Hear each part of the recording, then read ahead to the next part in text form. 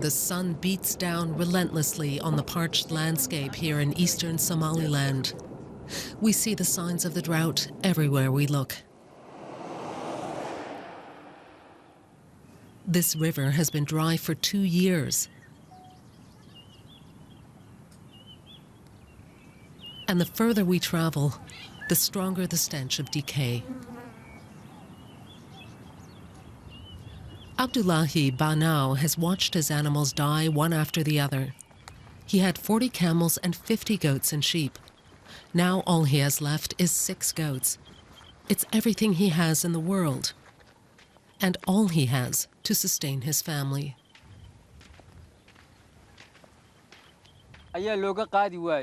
Before, we used to sell the animals and buy food and water and clothes for the kids. But now all my animals are dead. We've lost everything. I've never experienced anything like it. We've been through droughts in the past, but this one has left us with nothing. Abdullahi Banau has walked over 100 kilometers in search of water and food.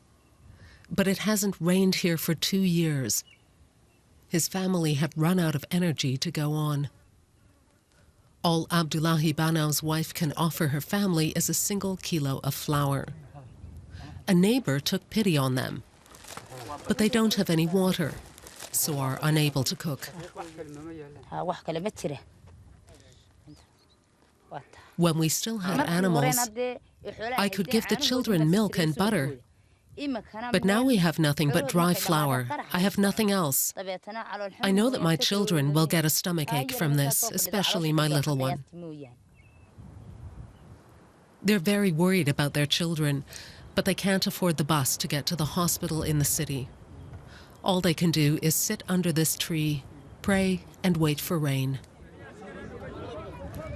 In the village, a local aid organization hands out money to the elders so that they can divide it out among the families. $85 per person.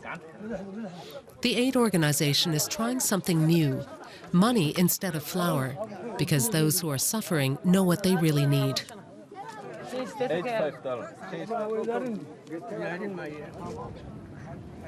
But there's not enough money available, and more people need support. When we arrive at the next village, a crowd gathers. They're hoping that aid workers have brought them something. It's tough for those working here, too. It's very heartbreaking. It's very sad to see this. We give small aid to them because the aid we find from the international community is so little so far. And if we didn't respond well to this drought situation, we're afraid of a famine. One reason for the lack of international aid is that 26 years ago, Somaliland declared independence from its crisis-ridden neighbor, Somalia. Somaliland is peaceful and stable, but no one recognizes its independence. So it receives little aid from outside. Meanwhile, more and more people displaced by drought arrive in the villages. The Somaliland government refuses to set up camps. It fears the spreading of disease and terrorism, so villagers bear the burden. The displaced people are all living with other families. Our village is full. We're stacked up on top of each other in the huts, and it's not like we had anything before. What will they do, we ask? What should we do? If it doesn't rain soon, that will be the end of our lives on this earth.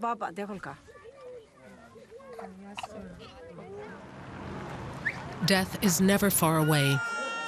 In Burao Hospital, too. Especially for the many children suffering from malnutrition. Most of them also have pneumonia, measles, or diarrhea, illnesses which can be fatal for their weak state. Ayanle is also fighting for survival. He was abandoned by his family, left in one of the drought villages. Sado Daher took him in and has been in hospital with him for 26 days, half of his life. She's named him Ayanle, lucky man. The international community does not count those who died because of other diseases that are drought-related. They don't count them as starvation or a famine. But as a matter of fact, this is a drought-related death. The only pediatrician here is a Syrian refugee. It's a relief to have him here, says clinic director Ali. Supplies are few and far between, even though the hospital is the largest in the whole drought-stricken region, serving 2 million people. Somaliland is one of the poorest regions on Earth. It needs livestock to survive, but this livestock market is empty. 75% of its revenue comes from export taxes on animals. Before the drought, around 70,000 livestock were exported every month, says Nashwam Al-Kabili. Now, most dealers have closed down. I had 50 employees, now I only have 12. This drought is an economic disaster for Somaliland. If it continues, we'll have to shut down too. Many here sense that they're too dependent on breeding livestock. Abdullahi Banau has decided that if they survive the drought, his children will go to school to give them the possibility of a different future. But first, they all do have to survive, and that will only happen with more aid.